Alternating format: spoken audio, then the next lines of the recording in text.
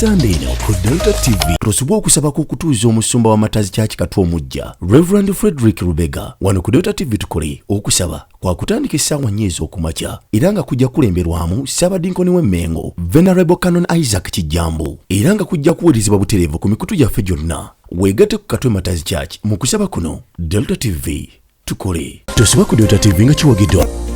Sent transport to the wrong person. Here's how to reverse it with MTN mobile money. Dial *165#. Select My Account. Select Initiate Reversal. You will see your last 3 transactions. Select the transaction you want to reverse.